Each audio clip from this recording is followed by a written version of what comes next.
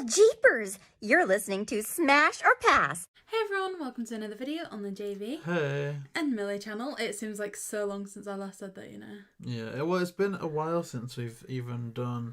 Oh yeah, because you don't normally do the intros for the interviews anymore, do you? No, so like, it's good to do this introduction again, and I guess you can tell from the screen, we're going to be doing the first Smash or Pass of a while. Like, we kind of left this series alone for a little bit while work was busy and everything. Well, I think we burnt ourselves out more than anything, because we we watched like 10 of these, right? Just before Christmas, because we were going away, we wanted the Christmas break, and so we did like consistent episodes for the entirety of December, so the 3 episodes without fail, but then it was like, oh, now we've just binged like 20 episodes. Let's give ourselves a break for January, and then January became February, and now we're pretty much at the end of March. So we've been slacking a bit. We have, and we can't say yet to what extent we're going to be bringing this back in terms of like frequency. This might be the last one ever. No, but we're going to try and start doing these on a bit more of a consistent basis again. It depends on how much we enjoy recording it and how well it does. Like, I got frustrated because, I don't know if you saw, one of our reviews that we put out in December, for some reason, and I didn't notice this because I thought I heard it all when editing, but half the episode at least just got corrupted, and so it didn't appear. And so the situation was that we released a 5-minute Smash or Pass, and that one was by far the most viewed. So it's like, the second something went wrong, it got the views. So we'll have to do something wrong in this episode, and hopefully it gets some traction. Hey, who knows? We could just revisit that and do a Smash or Pass again, because you can't hear it. Just say something racist by accident, like 10 minutes in, and JayBee! hopefully we'll get some traction. No, you can just start singing again. You forgot to edit that out. Oh, yeah. Well, see, that's the thing. But this isn't behind the scenes. This is our review of Scooby Doo in There's a Demon Shark in the Foggy Dark. So, JayBee, are you ready for the plot summary? I'm not prepared. I haven't even made notes on this episode, so I've got literally what you see on the screen in front of me. I'm very much raw Scoobying. So, without further ado, I'll try my best to summarise. So there's a situation in an airport. There's a couple of Indian people. They're giving a shark over to an old geezer. The old geezer says, "Thank you, Indian people. Here's some jewels," or wait, something to do. No, the Indian guy. Wait. Do you want me to take this over? Wait, what happened? Explain to me. Where did the jewels come from? Okay. Did the Indians just say, "Here's the shark and some jewels"? Okay. Did they not get paid? So, let me try this. God, the 70s weren't that okay? there. Yeah. So, there's a shipment coming to the UK. I thought you were going to say something else there. Not the UK. There's a shipment coming to America consisting of this frozen shark that's to be displayed in Aqualand, and also some I think pearls Marineland would have been a better that are name. being imported as well. All of which has to sit through customs overnight. So upon leaving these items in customs, the people that transported them depart, and we then see the ice start to melt and the pearls are taken. So the gang are left to try and establish how the frozen shark took the pearls. See, that was pretty good. See, I didn't understand that. So then question then, because the logically I don't understand. So this is like the start of the episode. What do the Indians have to gain by flying over using presumably their jet money? It's not a commercial flight. It seems like a private jet. They slap a shark all the way to the States and also a case ton of jewels. I think this is how we prove that you didn't watch it, because it's actually revealed I watched it 2 minutes ago. It's actually revealed that the culprit made sure that they were imported on the same flight. They were mutually exclusive. They weren't actually together. They were both been imported at the same time. They were imported on the same flight, but the two items were not linked. The 2 Indians were linked to both items. So they weren't linked to the sharks. Then why? How come when the shark happened? Wait, so was the shark already there, and it was just, hey, something to do with the Maharaja and the jewels? And because I do both think were being imported into the country. Both needed to get through customs before they were released from the airport. So that's all that happened. They were in customs. This is ridiculous. This is why we don't charge for this. Like, this is why we'll never set up a Patreon. This is a shambles. You're a shambles. I'm understanding things fine. So Yeah. Okay. Let's talk about Indians for a second. I'm very glad that we didn't get some type of offensive voice acting in regards to the Indians, because I think that would have been a step too far. Although I do find it a bit suspect that they don't say a word. I'm almost wondering that maybe they did have some dialogue in the original airing that was almost cut out of like the rebroadcast. So I don't know if that's the case. If anyone's watched the episode originally and the Indians spoke, please let me know in the comment section. But yeah, so there's a jewel and there's sharks. Yeah. Okay. So we kind of get that cold opening. Then you cut to that like traditional like music thing, which basically means the gang's having fun. Yeah. That's what we're meant to infer at that point, right? Shaggy and Scooby are water skiing. The rest of the gang are in a boat. They listen to the radio and they know about the mystery. You get that really iconic bit from this. You know where the shark starts biting the surfboard? Oh, yeah. That's so iconic, and yet this episode doesn't seem like one I remember watching frequently, but I guess it's just from the titles, right? You know what I don't like, or that I don't understand? So I was, like, obviously I've been watching, because I've had a lot of free time recently, okay? As I do, you know what I mean? So I've been watching a documentary, as you know, I'll tell the audience, called A Year on Planet Earth.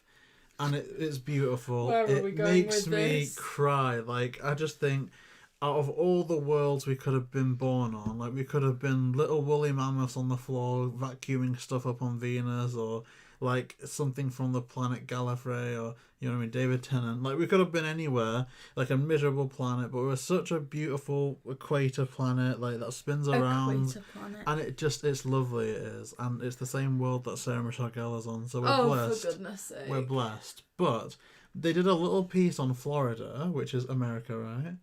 And there's a thing in the summer where you can be on your summer holidays, like just on the beach, and there's full-blown hammerhead sharks just roaming around in the water, right? So you could be a guy swimming out in Florida and kick a hammerhead. So my question is, okay, and this is where it's going. So I know now, I've got the knowledge that there's sharks in American waters. So Shaggy and Scooby, they're scaredy cats, they don't like ghosts, they run away from everything. Why would they find the courage to water ski in shark-infested waters? I'm assuming they didn't think they would be shark-infested waters. No, but the fear. Do you know how big America is? You saw one tiny part of it at one point in the year. Yeah, but the water is big. It's everywhere. Okay, you're right, it is everywhere, and yet you had no issue going on holiday when you were younger, jumping off boats. Yeah, but that was in the Mediterranean. Yeah, but it's water, and it's big, and it's all water. Yeah, but the Mediterranean's an enclosed area of the sea, at least by that point there. That's why it's not tidal. So when I was learning boat licenses and stuff, I never learned tide. Well, I did learn because I had to through theory, but you don't need to take tides into account. Like a lot of harbours in the UK, they have little like jack stays on the mooring lines because it needs to account for when the tide rises and uppers, or whatever the word is, rises. Because obviously if it was a fixed point, then you could have snapped ropes or whatever, so it needs to compensate. Whereas in the Mediterranean, it's pretty much just the same all year round. So that would mean that unless a shark crept in as a baby and grew up, it wouldn't be a massive risk. No, it could get in just off the coast of Gibraltar. Yeah, but a big one. Yeah, look. Well, we'll research Literally, into that.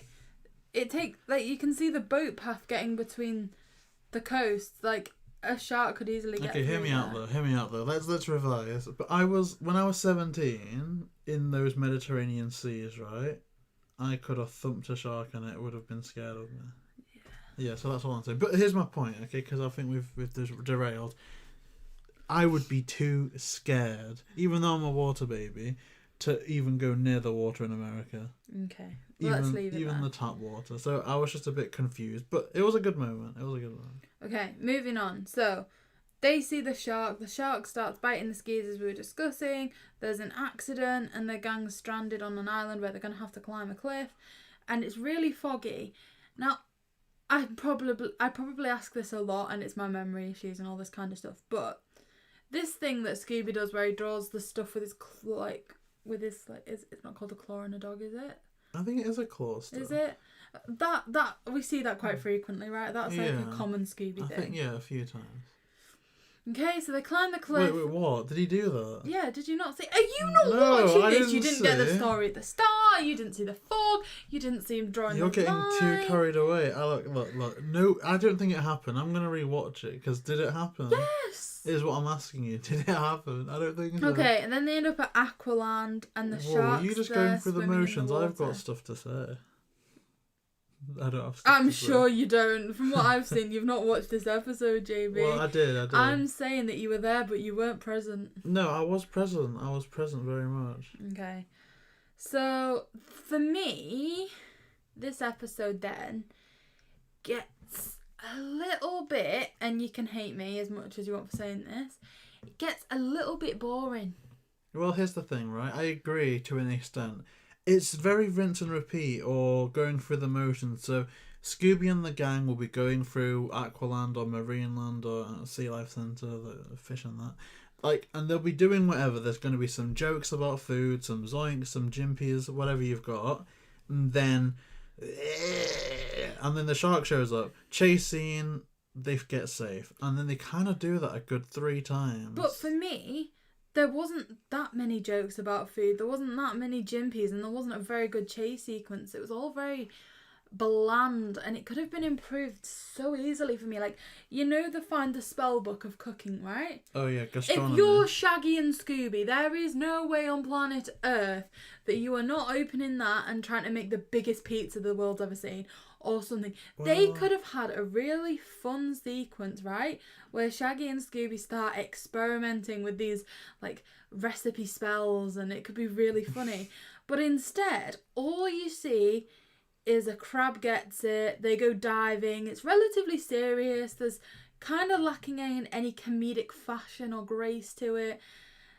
And then all of a sudden the episode's over. I don't even remember what Velma, Daphne and Fred contribute. You didn't watch it. But I am here with the expertise. So, what do you mean, the cooking book? Didn't they only realise it was the cooking book after they'd gone through the palaver? Yeah, but I feel like they could have done more with it. Nah. Well, they could have. But then I kind of feel like, in terms of their food quota, I think showcasing them eating a massive sandwich while skiing was kind of... Do we need much more from a single 20-minute episode? 2 minutes in, they still have another 18 minutes to go. And I'm really sorry, but a shark that doesn't actually look that great. It's not the most aesthetically pleasing villain. Either running around on a set that I don't think is properly established, because for me, half of it looks like it's outside, but then it's inside because it's Aqualand, and kind of gets a bit confusing. Just not there with it. Not for a full 18 minutes. For me, it needed that comedic relief. And again, kind of hear me out here. Shaggy and Scooby are meant to be kind of the younger minds, right? Yeah. Okay. And in our relationship, you're the younger mind, right? I am a wise mind. No, but you'd admit that you're of a younger nature in terms of fun. Yeah, I can back that. So tell me, you discover, even if you don't know it means gastronomy, what gastronomy means, you find a spell book on a shelf. Don't tell me for 1 minute that you're not opening that up and they're in a kitchen waving a spoon around like you're Harry Potter, trying to do something. They picked a spell book up and went, this must be it. Come on. Where's the fun? It was just so lacking fun. I'd whip me wonder and go, Daphnati Seduceco. No, but you know what I mean? You can make all the memes you want about Daphne, but it didn't have... It wasn't a bad episode. It just wasn't the most fulfilling. It lacked fun. I don't know. I think the build-up wasn't there, so there wasn't much fun in the kitchen. But ultimately, I think... it maybe took more time for something that didn't land as well. So if you think about the whole storyline, it's like a mini little subsection. Scooby and Shaggy are clumsy. They don't know what's up, right? Mm-hmm. So obviously they're gonna, mess up the traps. They're gonna have hijinks. So they pick up a book on gastronomy, thinking it's a spell book. That is for all purposes, narratively, written in to be a fun joke. Whether we find it fun, whether we don't find it fun, is neither here nor there. But if you analyse it, the start of that subplot comes in their exploration of the kitchen and is ultimately paid off at the end of the crab chase sequence. So for all, there's not non-stop jokes in the kitchen or non-stop jokes in the underwater section. There are a few here and there, but I think ultimately it's just a lot of build-up in a 20-minute episode for a joke that may not land as much as, say, Shaggy and Scooby having fun with spells in the kitchen would, and that would take less time. Agreed, and it was just so long. This thing about the book was so long. And not only that, but I think, like, if you're using language play on a child show, traditionally child show, to make a joke, it's going over a lot of people's heads. Like, Shaggy and Scooby are meant to be, like, high school age or whatever. I don't fully know the school system in America.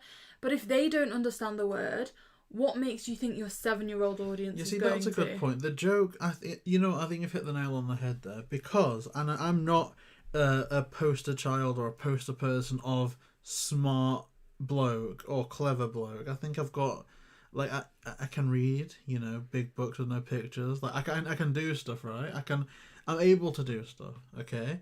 But even sat down now, when they said, oh, here's a book on gastronomy, this is the spell book. Now, in the back of my mind, I'm like, okay, so is it spells? Like, is this going to be one of the rare episodes where there's the supernatural involved? Like, is it going to be the type of episode that breaks the mold and introduces that? But that shouldn't be what I'm thinking at that stage. Because this is all to perform a joke. So I think the joke was meant to be, oh my gosh, there's no way they think gastronomy is a spell book. That's really funny. Look at all the effort they're going through for this cookbook, and now here's Velma unimpressed telling them about it. Because I think if the audience was laughing along going, oh my gosh, like, they're wasting their time, it would be better. And me, I was like, what, how old am I, 24? I don't know what gastronomy means as a 24-year-old man. So how many 6, 7, 8, 9-year-olds would know that? They would just be as confused as Shaggy and Scooby. And so at the point where Velma's kind of belittling them about that mistake, maybe it almost alienates the audience, like, oh gosh, so if Shaggy and Scooby are stupid for not knowing, then should I have known? Like, and we've spent 10 minutes on this rubbish joke that the audience isn't going to understand, to then get to an unmasking, and I think it's fair to say you look at them and go, who? Like, did you not look at him and be like, and recognise, because I watched the episode, obviously. Because for me, I recognised they could have established the character a lot more. Like, if he was responsible for getting them on the plane, why wasn't he more there at the start? Do you know what I mean? Like, I feel like he was... There just wasn't... There were not any characters that was particularly well established enough for this to be a mystery plot. It lacked some of the fun. It just, for me, fell very short. I'll give it its credit there. I was comparing this episode a lot to Scooby's Night with a Frozen Fright, which is the one from, I think, season 1 of Where Are You?, which was all about the caveman. Yeah. So the caveman rocks up on the beach, frozen solid, taken to marine land or underwater world or sea parks or, I don't know, some type of fish and chip place. But the caveman is there, and they run around an aquarium, and, obviously that's the story. And at the time I remember recording going, okay, so I'm really impressed that they've done the effort of animating and drawing other aqua life, zoo life and stuff like that. But why is this episode featuring a caveman, which could have fit into a number of different circumstances? So I'm quite happy giving this episode a point as well for, fair enough, we've got backgrounds of sea creatures, we've got an aqua setting, but also we've got an aqua villain to go along with that. And I don't think it's particularly memorable. I can think of like 3 or 4 like aqua-based creatures from Mystery Incorporated, from What's New Scooby Doo, that are obviously a lot better designed than just here's a shark. And I even think we already had a shark creature in the new Scooby Doo show or the new Scooby Doo movies as well. So and obviously it was 20 years before we were born, so budget may have been low, technology lessened, time lessened, so it's not the fault of the production, but I think I give it props for water. I know they said water level, and I'm thinking Mario. Water episode, water villain, although it's not the best. So to me, I'm kind of viewing this as Scooby's Night with a Frozen Fright, but better. So with that in mind, JayBee, we are going to cut to verdicts here. Smash or pass? This is difficult because it's like if I really did want to watch this again, am I ever going to? Do I have time to watch this again out of all the other episodes left in the world? And I think that's going to make me a bit harsher because I can confidently say that I'm probably never going to watch this one again. But if it was on, I would. I think I will. I'll smash this because the stuff that it does, I enjoy from a point of view of like hindsight, like looking back at it. Like I think it was incredible how they added in that water overlay for the diving scenes. So for a fan of animation and water and stuff, it just speaks to me because I do love all the marine life that it showcases. But I think if it wasn't for that, if it wasn't for the aquatic setting, I don't think I'd smash it. So it's going to be a smash, but a circumstantial smash. What about you? Would you smash or pass? There's a demon shark in the Foggy dog. Okay, so I made no secret of the fact that I think this episode fell short on a number of factors. It lacked fun, it lacked character development, but one thing that it did right is it was a Scooby plot. You got your mystery, you got your unmasking. It was formulaic, but at least the formula was there. There's lots of shows that we're going to be coming up to review that for me are going to be far, far worse than this. And if it was on in the background when I've got kids and they're wanting to watch Scooby Doo, I'm not going to be like, oh, this is the worst episode, turn it off, let me show you a better one. I'm going to let them watch it, I'm going to let them enjoy it, it's part of the formula. There's nothing inherently wrong with it, although that being said, it's probably the weakest smash I think I've said. I mean, I think you're right in that it's definitely one you could have on confidently. I think the only ones that I would actively turn off, though, to be fair, Belma, is anything with Kate McCucci in. Apart from Be Cool Scooby Doo. She's got better recently. Be Cool Scooby Doo was great. But I think anything else with like heavy Kate McCucci in, I just throw up everywhere. Do you know what? I'm gonna be hated for this. No, don't say anything because this is like a pilot. Many people may have subscribed because of the haunted high-rise story. They may have gone, oh, I'll check these guys out. They look at them. They're on ComicBook. They're clearly reputable people. They're professional people. They may not even know about this series. So let's. Have you finished your ego boost yet? Come on. What I will say, because you mentioned Kate McCucci, if you've not seen our, and you did upload this, I think you got it through copyrights and everything, but if you've not seen our reaction yet to Crypto, right, there is a moment where, because we've got so used to watching Velma and having a different Velma voice, that the first time Kate McCucci speaks, you just hear me and JayBee go, ugh. Like there's like, ugh, noise. I wasn't, but that's how bad I think it is sometimes. That I was expecting Mindy Kaling and was disappointed when it wasn't her. When you're disappointed that it's not Mindy Kaling, you know it's bad. That's how bad I think it is. But that's a hot take, you know. But every channel, every platform's gotta have one. That's just ours. We've got our truth. That's just ours, and you know what I mean. I don't mask it for anything, and you know what I mean. And I think even if we interviewed her, I'd tell her that I think it's a bit bottom, but no, like not like. Okay, so that does it for this video. We are gonna try and do more of these reviews. We hope you've enjoyed this one. Please like the video, comment below what your thoughts are on this smash the like. If we may not always smash the episodes, but make sure you smash the like button on the video. And also, if you have any videos you want us to make, any kind of Scooby concept or anything like that, because I'm running out on of the channel, ideas. We are slowly running out of ideas. We will admit at the moment, but not running out of interviews. No, that will never happen. So comment down below if there's any videos that you want to see. Yeah, and please like, comment, and subscribe. And we'll JayBee see and you Milly. next time. Whoa, You ruined our I know. outro. I'm so used to doing it solo now. You've forgotten me. I haven't. It was forgotten always you. JayBee and Milly. What are you doing? Okay, like, comment, and subscribe. No, I've forgotten you now. Like, comment, and subscribe. JayBee and Milly.